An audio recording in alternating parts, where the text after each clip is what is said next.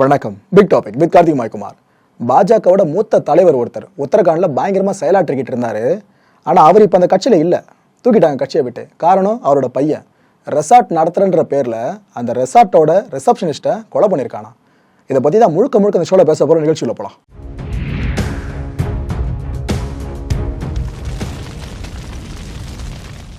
உத்தரகாண்ட் மாநிலத்தை சேர்ந்த மூத்த பாஜக தலைவர் பேர் பார்த்தீங்கன்னா வினோத் ஆர்யா.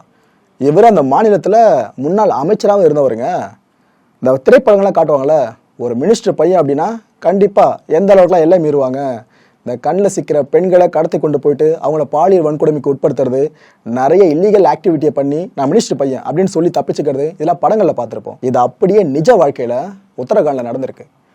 இந்த வினோத் ஆர்யா இருக்கார்லங்க, இந்த முன்னாள் அமைச்சர், இவரோட பையன் பேர் பார்த்தீங்கன்னா புல்கித் ஆர்யா. இந்த ஸ்க்ரீனில் இருக்கார் பாருங்க, இந்த நபர் தான் அந்த புல்கித். இந்த ரிஷிகேஷ் பகுதியில் வனந்திரா அப்படின்ற ஒரு ரெசார்ட்டை இந்த பைபுல நடத்திக்கிட்டு இருந்திருக்கு. அந்த ரெசார்ட்டில் ஒர்க் பண்ணிக்கிட்டு இருந்த பாஸ்டன்ஸில் சொல்கிறேன், ஏன்னா அந்த பொண்ணு இப்போ உயிரோடு இல்லை. இவங்க தாங்க, இவங்க பேர் அங்கிதா பண்டாரி. 19 வயசு தாங்க இவங்களுக்கு. இவங்க வந்து வனந்திரா ரெசார்ட்டில் ரிசப்ஷனிஸ்டாக ஒர்க் பண்ணிக்கிட்டு இருந்தாங்க. இந்த வரவேற்பாளர்னு சொல்லுவாங்களே, அந்த ஒர்க் பண்ணிக்கிட்டு இருந்தாங்க. கடந்த 18ஆம் தேதி என்ன ஆகுது, இவங்க வழக்கம் போல் வேலைக்கு வந்திருக்காங்க. ஆனால் வீட்டுக்கு திரும்பி போகலை. வீட்டுக்கு திரும்பாதது அங்கிதாவோட பேரண்ட்ஸ்க்கும் இடியே இருக்கிற மாதிரி ஆயிருக்கு. என்னடா போன பொண்ணு வரலன்னு அவங்கள வெயிட் பண்ணிட்டே இருந்திருக்காங்க. பொண்ணு வரல. இப்படியே சில மணி நேரங்கள் கடந்து போய்கிட்டே இருக்கு. அங்கிதாவை காணலை அப்படின்ட்டு இந்த குடும்பத்தினர் கம்ப்ளைண்ட் கொடுக்கறதுக்கு முன்னாடி இந்த ரெசார்ட்டோட ஓனர் சொன்ன பார்த்தீங்களா, அந்த புல்கித்து, அந்த பைபுள்ள போய் கம்ப்ளைண்ட்டை கொடுத்துட்டு இருக்கு போலீஸ் ஸ்டேஷன்ல. போலீஸே என்ன பண்ணியிருக்காங்க, பெரிய இடம், அதுவும் இல்லாமல் எக்ஸ் மினிஸ்டரோட பையனே வந்திருக்காப்ல, அதுவும் அந்த கட்சியோட மூத்த தலைவர் பையன் வர இவர் கொடுக்குற கம்ப்ளைண்ட்டை நம்ம கண்டிப்பாக மதிக்கணும்னு சொல்லிட்டு அவங்க ஆக்ஷன் எடுக்க ஆரம்பிச்சிருக்காங்க. ஆனால் அதுக்குள்ளேயே இந்த பைபிளில் தரப்பே சொல்லியிருக்காங்க, அந்த புல்கித்தோட தரப்பே ஆக்ஷன்லாம் எடுக்காதீங்க, அப்படியே இந்த விஷயத்தை விட்டுருங்க, நாங்கள் ஃபார்மாலிட்டி கொடுக்க வந்திருக்க மாதிரி அவங்க சொன்னதா செய்தி பயங்கரமாக வெளியே கசிய ஆரம்பிச்சது. ஸோ இன்ஃப்ளூயன்ஸ் மூலமாக போலீஸோட ஆக்ஷன் அப்படின்றது தடுக்கப்பட்டுருச்சா. இதுக்கப்புறம் அங்கிதாவோட குடும்பம் கிளம்பி போலீஸ் ஸ்டேஷன் போகிறாங்க. என் பொண்ணை காணும், ரெசார்ட்டுக்கு போனாங்க அன்னைக்கு, அதுக்கப்புறம் என் பொண்ணு வரல, கொஞ்சம் ஆக்ஷன் எடுங்க அப்படின்ட்டு. இந்த நேரத்தில் போலீஸ் என்ன பண்ணியிருக்காங்க, மிரட்டல் விடுத்திருக்காங்களாம் அந்த பொண்ணை பெற்ற பேரண்ட்ஸ்க்கு. கம்ப்ளைண்ட்லாம் எடுக்க முடியாது அது இதுன்னு சொன்னது மட்டும் இல்லாமல் அவங்கள தகாத ரீதியில் நடத்தியிருக்காங்களாம். வயசுக்கு கூட மரியாதை கொடுக்காம அந்த ஸ்டேஷனில் அப்படி போட்டு அக்கப்போர் பண்ணியிருக்காங்களாம். நம்ம போலீஸ் ஸ்டேஷன்ஸ்லாம் பார்த்தீங்கன்னா நல்ல ஆஃபீஸர்ஸ் நிறைய பேர் இருக்காங்க. ஆனால் ஒரு சில கேடுகட்ட இது போல ஆஃபீஸர்ஸ் இருக்காங்களே, இவங்களால தான் ஒட்டுமொத்த காவல்துறைக்குமே இடுக்கான பேர் ஏற்படுது. அதில் எந்த மாற்று கருத்தும் இல்லை. தமிழகத்தில் மட்டும் நான் சொல்கிறேன்னு நினைக்காதீங்க, இந்தியாவில் எந்த மாநிலம் எடுத்தாலும் இதுதான் அங்கே நிதர்சனமாக இருந்துகிட்டு இருக்கு. இந்த அங்கிதாவோட பேரண்ட்ஸ்லாம் அலைக்கடிக்கப்பட்டிருக்காங்களே, இதுக்கப்புறம் என்ன பண்ணியிருக்காங்க, அவங்க கதறி அழுதபடியே அந்த போலீஸ் ஸ்டேஷனை விட்டு கிளம்பி வீட்டுக்கு போயிட்டு இருக்காங்க.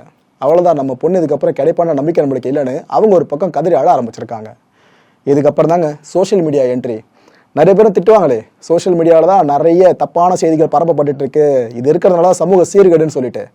ஆக்சுவலாக உண்மை என்னன்னா, நிறைய முக்கியமான வழக்குகள் சார்ந்த விசாரணை ஆரம்பிக்கப்படுறதுக்கும் அந்த விசாரணை டிரான்ஸ்பரண்டாக வெளிப்படையாக நடக்கிறதுக்கும் காரணமாக அமைஞ்சிருக்கிறது சோஷியல் மீடியா தான். இதில் இருக்க கெட்டதுகளை மட்டும் நம்ம பார்க்க வேணாம், இது மாதிரி நிறைய நல்லதுகளையும் சேர்த்து பார்க்கலாம். ஏன்னா அந்த பேரண்ட்ஸ்லாம் அழுதுட்டு போயிட்டாங்கன்னு சொன்ன பார்த்தீங்களா, அதுக்கப்புறம் அவங்க அக்கம் பக்கத்தில் இருக்க பல பேர் இதை பற்றி சொல்லியிருக்காங்களாம். என் பொண்ணு காணோம், ரெசார்ட்டுக்கு வேலைக்கு போனவ வீட்டுக்கே வரலன்ட்டு. அதுக்கப்புறம் சோஷியல் மீடியாவில் பல பேருமே இவங்க சார்ந்த அங்கிதா சார்ந்த புகைப்படங்களை வெளியிட்டது மட்டும் இல்லாமல் ஜஸ்டிஸ் ஃபார் அங்கிதா அப்படின்னு ஒரு ஹேஷ்டேகையும் கிரியேட் பண்ணி ஃபுல்லாக ட்ரெண்ட் அடிக்க ஆரம்பிச்சிருக்காங்க. இந்த ஒரு விஷயம் பூதாகாரமாக மாற உத்தரகாண்ட் தலைமை வரைக்கும் இந்த விஷயம் போகுது. யார் அந்த அங்கிதான்னு கேட்க ஆரம்பிக்கிறாங்க. இதுக்கு பிற்பாடு தான் கடந்த 22ஆம் தேதி வழக்கு பதிவு பண்ணப்படுது. பொண்ணு எப்போ மிஸ்ஸிங்கு 18ஆம் தேதி. ஆனால் கேஸை ஃபைல் பண்ணுறது, எஃப்ஐஆர் போடுறது 22ஆம் தேதி. 4 நாட்கள் டிலே. சரி, இதுக்கப்புறமாவது இந்த முதல்ல கம்ப்ளைண்ட் ஃபைல் பண்ணார்ல புல்கித், அந்த ரெசார்ட்டோட ஓனர், அவர்கிட்ட விசாரிப்பாங்கன்னு பார்த்தா விசாரிக்கவே இல்லை போலீஸ். இதை அப்படியே அந்த சோஷியல் மீடியாவில் போஸ்ட் போட்டுட்டு இருந்த எல்லாருக்கும் இந்த விஷயம் போயிருக்கு. அவங்க இந்த விஷயத்தை இன்னும் பெருசாக ஆரம்பிச்சிட்டாங்க. அதனால புல்கித்தை மட்டும் போலீஸ் விட்டுருக்காங்க, காசு கீசு வாங்குறாங்களோ அவங்க அப்பா கிட்ட இருந்து அது எல்லாருமே போஸ்ட்டை போட ஆரம்பிச்சிட்டாங்க. ஒரு வழியா என்ன பண்றது தெரியாம போலீஸார் என்ன பண்றாங்க, புல்கித்தை கூப்பிட்டு விசாரிக்கிறாங்க. இந்த விசாரணை போயிட்டு இருக்கு. அதே நேரம் போராட்டம் பயங்கரமா வெடிக்க ஆரம்பிச்சிருச்சுங்க உத்தரகாண்ட் மக்கள் மத்தியில. இது போல ஒரு பெரிய நபரோட பையனா சும்மா விட்டுருவீங்களா? இந்த கேஸ்ல தொடர்பு பட்ட சாமானிய நீங்க எப்படி நடத்துவீங்களோ அதே மாதிரி தான் புல்கித்தையும் நடத்தணும்னு எல்லாருமே போர்க்கொடி தூக்குனாங்க. போலீஸாரும் ஒரு இடத்துல இந்த ப்ரெஷரை ஹேண்டில் பண்ண முடியாம புல்கித்தை அரெஸ்டே பண்ணிட்டாங்க. இதுல கொடுமை என்னன்னா, இந்த புல்கித்து தான் கல்பிரிட்டு. இந்த பைபிளையை முதலே அரெஸ்ட் பண்ணியிருந்தாங்கன்னா அங்க அவ்வளவு பெரிய போராட்டங்கள் வெடிச்சிருக்காது. எதுக்காக இந்த வேலையை போலீஸ் அப்போ பார்த்தாங்கன்னு தெரியல. இதுக்குள்ள ரெவன்யூ போலீஸ் வேற, இது இன்னும் உச்சகட்டம். இந்த சிசிடிவி காட்சிகள் எல்லாத்தையுமே ஆய்வு பண்ணியிருக்காங்க போலீஸ் அஃபிஷியல்ஸ். ஆய்வு பண்ணப்ப இந்த ரெசார்ட்டுக்குள்ள அங்கிதா போன காட்சிகள் பதிவாகி இருக்கு. ஆனால் ரெசார்ட்ல இருந்து அவங்க வெளியே வர மாதிரி ஒரு காட்சி கூட பதிவாகலை. இதுவே போலீஸுக்கு டவுட் ஏற்படுத்திருச்சு. என்ன பொண்ணு உள்ள போன ஷாட் இருக்கு, வெளியே வந்த ஷாட் இல்லை, அப்போ ரெசார்ட்டுக்குள்ள ஏதோ நடந்திருக்கும்னு அவங்களோட சந்தேகத்தை அப்படியே ரெசார்ட்டுக்குள்ள திருப்புறாங்க. அதுக்கப்புறம் தாங்க புல்கிட் கிட்ட விசாரணை நடத்தினப்ப கிடைச்ச தகவல்களை கனெக்ட் பண்ண ஆரம்பிச்சிருக்காங்க. இந்த புல்கிட் பாய்புள்ள போலீஸார்கிட்ட கேட்கிற கேள்விகளுக்கு சரியா பதில் சொல்ல முடியாம தவிச்சிருக்கு. முன்னாடி ஒரு பதில் சொல்றாப்ல புல்கிட் போலீஸ் கிட்ட, அதே கேள்வியை ஒரு 4-5 கேள்விக்கு அப்புறம் போலீஸ் திரும்பி கேட்டப்ப இதே பதில மாத்தி சொல்றாப்ல உல்டாவா. இப்படி முரண்பாடான பதில்களை புல்கிட் சொல்லிக்கிட்டே இருக்கவே போலீஸுக்கு டவுட் வந்துருச்சு. ரெசார்ட்டுக்குள்ளேயே வச்சு அந்த அங்கிதாவை இந்த புல்கித்தா ஏதோ வேலையை பார்த்துருக்கான்னு அவங்க சந்தேகத்தை ஆழமா விதைக்க ஆரம்பிச்சிட்டாங்க. அவங்களோட சந்தேகம் கடைசியில் சரியாதாங்க போய் முடிஞ்சிருக்கு. புல்கித்தே ஒத்துக்கிட்டாப்புலையா கிட்டத்தட்ட. ஆமா, அவங்க நாங்கள் தான் கடத்தணும், கடத்தி கொலை பண்ணிட்டோன்ற விஷயத்த அவரே ஒத்துக்கிட்டதா சொல்லியிருக்காங்க. அதுவும் அங்கே ஒரு கால்வாய் பெருசாக இருந்திருக்கு, அந்த கால்வாயில் அந்த பொண்ணை தள்ளி கொலை பண்ணியிருக்காங்களாம். இதுக்கு பிற்பாடு இந்த தேடுதல் குழுவினர் மூலமா போட்டை எடுத்துக்கிட்டு அந்த குறிப்பிட்ட கால்வாய் பகுதிக்கு போகிறாங்க. அதாவது நம்ம அடையாறு ஆறு இருக்குது பார்த்தீங்களா நம்ம ஊரில், இதே மாதிரி உத்தரகாண்டில் தான் எப்படி இருக்கும் இதை இமேஜின் பண்ணிக்கங்க. அதெல்லாம் கால்வாய்னு மென்ஷன் பண்ணியிருந்தேன். அவ்வளோ பெருசு இருக்குங்க பிரம்மாண்டமா. அங்கே அந்த ரப்பர் போட்டை எடுத்து போனபடியே அந்த பிணத்தை தேட ஆரம்பிக்கிறாங்க. கடைசியில் அந்த பிணம் ஒரு வழியாக கண்டுபிடிக்கப்பட்டுருச்சு. உப்புன நிலையில 19 வயசு பொண்ணுங்க இந்த நிலையில கண்டுபிடிக்கப்பட்டாங்க. இந்த புல்கித் உட்பட 3 பேரை போலீஸ் அபிஷியல்ஸ் கைது பண்ணாங்க. இதுல ஒரு நபர் யாருன்னு பார்த்தீங்கன்னா அந்த ரெசார்ட்டோட மேனேஜர் சௌரப் பாஸ்கர்னு சொல்லிட்டு, அண்ட் அந்த ரெசார்ட்டோட அசிஸ்டன்ட் மேனேஜர் அன்கித் குப்தான்னு சொல்லிட்டு, இந்த 2 பேருமே புல்கித்துக்கு உதவியா இருந்திருக்காங்க. இந்த கொடூரத்தை புல்கித் பண்றதுக்கு இவங்க 2 பேர் தான் உதவி புரிஞ்சிருக்கான்னு சொல்லிட்டு அந்த குற்றச்சாட்டின் பேர்ல தான் ஒட்டுமொத்தமா 3 பேரை போலீஸ் அபிஷியல்ஸ் கைது பண்றாங்க. இந்த ஒரு வேனுக்குள்ள உட்காந்துருக்காங்க பார்த்தீங்களா சட்டம் இல்லாம, இந்த 2 குடும்பக்கார பயலுங்க தான் அவளுங்க ஹெல்ப் பண்ணவனுங்க. இந்த 2 பேரையும் போலீஸார் அரெஸ்ட் பண்ணி அந்த போலீஸ் வாகனத்துக்குள்ள அமர வச்சிருக்காங்க. ஆனா அங்கிருந்த பொதுமக்கள் யாருமே வாகனத்தை நகரவே இல்லையே. இவ்வளவு பெரிய கொடுமை ஒரு 19 வயசு பொண்ணு சார்ந்து பண்ணிட்டு இவனுங்களை சேஃபா வந்து கொண்டு போடுவீங்களான்னு சொல்லிட்டு போலீஸ் கிட்ட வாக்குவாதத்துல ஈடுபட ஆரம்பிச்சாங்க. அந்த வண்டியை அடிச்சு உடைக்க ஆரம்பிச்சாங்க. போலீஸோட வண்டியை பின்னாடி கண்ணாடி காலி, முன்னாடி கண்ணாடியும் காலி, பக்கவாட்டிலையும் சில கண்ணாடி காலி. இருந்த கோவத்துக்கு மக்களை மட்டும் விட்டுருந்தாங்க போலீஸ் அப்படின்னா அடிச்சே கொண்டு இருப்பாங்க 2 பேரையும். அவ்வளோ கோவத்துல இருந்தாங்க. உள்ள அந்த உடஞ்ச கண்ணாடி பகுதி இருக்குல்லங்க, அந்த பக்கமா பெண்கள் பல பேரும் சூழ்ந்துக்கிட்டு செருப்பை கழட்டி இந்த போலீஸ் வண்டிக்கு உள்ள உட்காந்துட்டு இருக்க அந்த 2 பேர் முகத்திலையும் சட்டால் அடிச்சிருக்காங்க. இன்னும் நிறைய பெண்கள் அங்கே திரளவே போலீஸாரே வந்து அவங்களை கண்ட்ரோல் பண்ண ஆரம்பிச்சிட்டாங்க. போங்கம்மா நாங்கள் பார்த்துக்கிறதுக்கு அப்புறம் சட்டம் தன் கடமை செய்யுன்ற மாதிரி ஒவ்வொருத்தரையும் கலைக்க ஆரம்பிச்சாங்க. ஆனால் அங்கேருந்து அவங்க கிளம்பி போகிற மாதிரி தெரியலையே மக்கள்லாம். போலீஸ் வண்டி இருக்குல்ல அதை கவிழ்க்க முயற்சி பண்ண ஆரம்பிச்சிட்டாங்க. ஒரு இடத்துல வண்டியை போட்டு 2 பக்கமும் ஆட்டுறாங்க. வண்டி பாட்டு குலுங்கிட்டு இருக்கு. உள்ள உட்காந்துட்டு இருக்க அந்த 2 பயபிள்ளைகளும் பயத்தில் நடுங்கிட்டு இருக்கு என்ன ஆக போகுதுன்னு சொல்லிட்டு. அதுக்கப்புறம் ஒரு வழியா இவங்க 2 பேரையும் உயிரோடு பக்கத்தில் அந்த போலீஸ் ஸ்டேஷனுக்கு அழைச்சிட்டு போயிட்டாங்க. அங்க போலீஸ் ஸ்டேஷன் வரைக்குமே மக்கள் தொடர்ந்து போயிருக்காங்க பின்னாடி. இவங்களை விடக்கூடாது, வெளியே விடுங்க, நாங்கள் இவங்களை அடிச்சே சாகடிக்கணும்னு சொல்லிட்டு. இதுக்கப்புறம் அங்கிதாவோட பேரண்ட்ஸ் இருக்காங்களே அவங்க கிட்ட ஊடகங்கள் பேட்டி எடுத்திருந்தாங்க. அப்ப அந்த பேரண்ட்ஸ் என்ன சொன்னாங்கன்னு பார்த்தீங்கன்னா, என் பொண்ணு அங்கிதாவை அந்த ரெசார்ட் ஓனர் புல்கித் இருக்கால அவ தொடர்ந்து தொல்லை பண்ணிட்டே இருந்தாங்க. நாங்கள் இது மாதிரி சந்தேகங்கள் இருந்ததுனால தான் போலீஸ் ஸ்டேஷனுக்கு போனோம். ஆனால் எங்களை போட்டாங்க, அவ்வளோ அலக்கழிச்சாங்க, எங்கள் கம்ப்ளைண்ட்டை எடுத்துக்க மாட்டேன்னு சொல்கிற அளவுக்கு போச்சுங்க. ஆனால் ஒரு வழியாக இப்போ அவங்களை அரெஸ்ட் பண்ணியிருக்காங்க. அது வரைக்கும் நிம்மதிங்கன்னு சொல்கிறாங்க. என்னோட மகளை பாலியல் தொழிலில் தள்ளுறதுக்கு அந்த ரெசார்ட்டில் ஒர்க் பண்ண எல்லாருமே ட்ரை பண்ணதா ஒரு பெரிய குண்டு தூக்கி போட்டாங்க. முன்னாள் அமைச்சர் புள்ள பார்த்துருக்க வேலையை பார்த்தீங்களா? என் மகளோட போராட்டம் கொடுமையானதுன்னு சொல்கிறாங்க. ஏன்னா அந்த ரெசார்ட்டுக்குள்ளாக ஒரு நாள் வேலைக்கு போயிட்டு வர்றப்ப அவளோட கஷ்டம் என்னன்றது அவளுக்கு மட்டும் தான் தெரியும்னு அவங்களோட பேரண்ட்ஸ் அந்தளவுக்கு கதறினாங்க.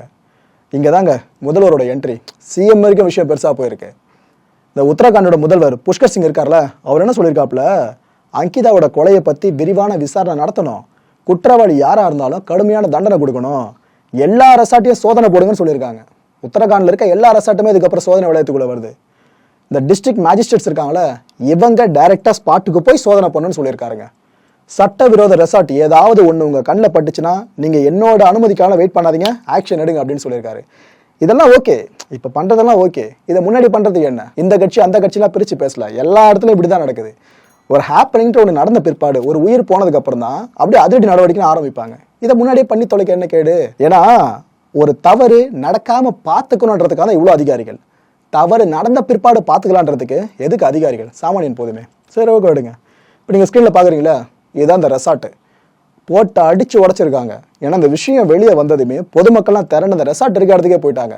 இதில் வேறு அரசியல் ரீதியாக ஒரு சில கட்சியினர் போராட்டங்களையும் பண்ணியிருந்தாங்க. நான் அதையும் சொல்லிடுறேன். மக்கள் மட்டும் இல்லை, அங்கே அரசியல் கட்சியினரும் இருந்தாங்க. போயிட்டு அந்த ரெசார்ட்டுக்கு தீ வச்சது மட்டும் இல்லாமல் அடித்து உடைக்க ஆரம்பிச்சிட்டாங்க பொதுமக்களே. இந்த விஷயம் அப்படியே பூதாகரமாக மாற ஆரம்பிச்சுக்கிட்டு இருக்கு. அப்போ தான் டிஜிபியோட என்ட்ரி. அவர் என்ன சொல்லிட்டாப்புல, என்ன வனந்திரா ரெசார்ட் இருக்குல்ல அங்கே போயிட்டு நீங்கள் இன்ஸ்பெக்ட் பண்ணுங்க அப்படின்ற ஒரு உத்தரவை கொடுத்துருக்காப்புல. அதுக்கப்புறம் குறிப்பிட்ட துறைகளை சேர்ந்த அதிகாரிகள் வந்திருக்காங்க, இங்கே இன்ஸ்பெக்ட் பண்ணியிருக்காங்க. அப்போதான் உண்மை கண்டுபிடிக்கப்படுது, சட்டவிரோதமான ரெசார்ட் இதுன்னு. இந்த விஷயம் தெரிய வந்தது கவர்மெண்ட் சும்மா இருக்குமா? ஏன்னா சிஎம் வரைக்கும் விஷயம் போயிடுச்சுல, ஸோ தாமதப்படுத்த முடியாதுன்னு சொல்லிட்டு புல்டோசர், நார்த் இந்தியாவில் ஃபேமஸான ஆயுதம் ஆச்சு பல விஷயங்களுக்கு.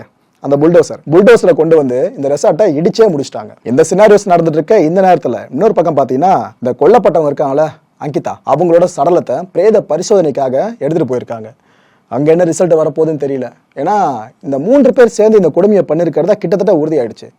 பொண்ணை கடத்தி இருக்காங்க, சில நாட்கள் வரைக்கும் அவங்க வச்சுட்டு இருந்திருப்பாங்க. அப்படின்னா ஒருவேளை பொண்ணு கூட்டு பாலியல் வன்கொடுமைக்கு உள்ளாக்கப்பட்டிருக்கலாமா அப்படின்ற சந்தேகம் இப்போ எழுந்திருக்கு. இன்னும் அதை கன்ஃபார்ம் பண்ணல, ஜஸ்ட் சந்தேகமாக இப்போ எழுந்திருக்கு. இதை சார்ந்த ஒரு தெளிவான முடிவு நம்மளுக்கு கிடைக்கணும் அப்படின்னா போஸ்ட்மார்ட்டம் ரிப்போர்ட் மட்டும் தான் ஒரே வழியாக இருக்குது. ஸோ காத்திருக்கலாம். ரெவன்யூ போலீஸ் சப் இன்ஸ்பெக்டர் ஒருத்தரை இப்போ சஸ்பெண்ட் பண்ணியிருக்காங்க. இந்த பயபுல் யார் தெரியுமா? அந்த அம்மாலாம் கம்ப்ளைண்ட் கொடுக்க போனப்போ அலைக்கழிக்கப்பட்டதாக சொன்ன பாருங்க, அதில் முக்கியமான பயபுலே இதுதான், அலைக்கழிச்சதில். அப்பேற்பட்ட எஸ்ஐயை இப்போ சஸ்பெண்ட் பண்ணியிருக்காங்க. இந்த மாதிரி ஆளுங்கள்லாம் சஸ்பென்ஷனோடு நிறுத்தக்கூடாதுங்க. சரி, ஓகே.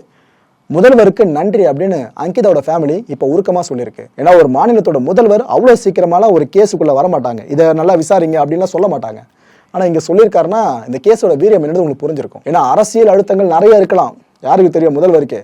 அப்படி இருந்தாலும் ஒரு ஆர்டர் ஒரு பிறப்பிச்சு ஒருத்தரை சஸ்பெண்ட் பண்ணிட்டாங்க, அந்த ரெசார்ட்டை இடிச்சிருக்காங்க, இதுக்கெல்லாம் மேலே அந்த குறிப்பிட்ட புல்கித்தையும் அரெஸ்ட் பண்ணியிருக்காங்க. ஸோ இதுக்கெல்லாம் சேர்த்து வச்சு அங்கிதாவோட குடும்பம் நன்றி தெரிவிச்சிருக்கு. இந்த கண்டென்ட்டை பொறுத்த வரைக்கும் நாம சிந்திக்க வேண்டிய முக்கியமான சில விஷயங்கள்ல முதன்மையான விஷயம் என்னன்னு பார்த்தீங்கன்னா, வேலைக்கு போற நம்ம வீட்டு ஆண்களோ பெண்களோ வேலை செய்யற இடத்துல ஏதாவது ப்ராப்ளம் உங்களுக்கு இருக்கு அப்படின்னா அதை தயவு செஞ்சு வீட்டில் தெரிவிங்க. நீங்க ஃப்ரெண்ட்ஸ் கிட்ட சொல்றதோ இல்லை உங்களுக்கு க்ளோஸான மற்றவங்க கிட்ட சொல்றதோ இல்லைன்னா நீங்க மனசுக்குள்ள போட்டு புடுங்கிக்கிட்டு இருக்கிறதோ இதெல்லாம் தேவையில்லை. முதல்ல நீங்க வீட்டில் சொல்லுங்க, அதுக்கப்புறம் வேற யாருக்கிட்ட இருந்தாலும் சொல்றதா வேணாமல் முடிவு பண்ணுங்க. ஏன்னா நீங்க இந்த ஒர்க்கிங் அட்மாஸ்பியர்ல என்னென்ன நடக்குதுன்னு வீட்டில் தெரிவிச்சா மட்டும்தான் அவங்க தெளிவாக இருப்பாங்க. நாளை பின்ன நீங்கள் வீட்டுக்கு லேட்டாக வர்ற சூழல் ஏற்பட்டாலும் கொஞ்சமாச்சு பதறுவாங்க, என்னாச்சும் ஏதாச்சும். ஏன்னா உங்களுக்கு இன்கேஸ் இந்த ஒர்க் பண்ணுற இடத்துல ஏதாவது நெகட்டிவாக நடந்திருந்தாலும் இந்த குடும்பம் பட்டுன்னு போயிட்டு புகாரை பதிவு பண்ணுவாங்க. அதுக்கப்புறம் உடனே தேடுதல் வேட்டி ஆரம்பிக்கலாம், உங்களுக்கு எதுவும் ஆகாமல் தவிர்க்கலாம். இவ்வளோ விஷயங்கள் இருக்கு. ஸோ அதனால ஒர்க்கிங் அட்மாஸ்பியரை பற்றி வீட்டில் பேசுங்க. சாப்பிட்ற டைம் இருக்குல்ல குடும்பத்தோடு சேர்ந்து, அப்பயாவது ஜஸ்ட் ஷேர் பண்ணுங்க அவங்க கிட்ட. நல்ல விஷயமோ கெட்ட விஷயமோ அதை ஷேர் பண்ணிடுங்க. ரெண்டாவது சிந்திக்க வேண்டிய விஷயம், இந்த அலட்சியமாக நடந்துக்கிற போலீஸ் ஆஃபீஸர்ஸ் இருக்காங்களே அவங்க மேலே புகார் அளிங்க, தப்பே கிடையாது. போலீஸ் கிட்ட நம்ம புகாரை பதிவு பண்ணால் அவங்க மேலே எப்படி புகார் அளிக்கிறது இப்படிலாம் யோசிக்காதீங்க. இதுக்கு நிறைய ப்ரொசீஜர்ஸ் இருக்கு. ஒரு ஆஃபீஸர் உங்க புகார் எடுத்துக்கலையா உடனே ஹையர் ஆஃபீஸருக்கு போயிடுங்க. மேல் இடத்துல இருந்து உத்தரவு வந்துச்சுன்னா கீழே இருக்க ஆஃபீஸர் செஞ்சுதான் ஆகணும். இதுக்காக போயிட்டு நாம வீட்டில் முடங்குறது, அழுதுகிட்டே நம்ம வீட்டில் உட்காந்துக்கிட்டு இருக்கிறது இதெல்லாம் வேலைக்காகாது.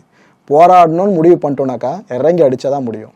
மூணாவது சிந்திக்க வேண்டிய விஷயம், அரசியல் கட்சியினரை பார்த்து பயப்படாதீங்க. ஃபர்ஸ்ட் இப்போ நம்ம ஊரில் இருக்கும் பார்த்தீங்களா, ஏன்பா அவன் கவுன்சிலர் பையன்பா, ஏன்பா இவன் எம்எல்ஏ பையன்பா, மினிஸ்டர் பையன்பா, அவங்களெல்லாம் எதிர்த்து நம்ம என்ன பண்ண முடியும்னு சொல்லிட்டு இது தேவையற்ற பயம்.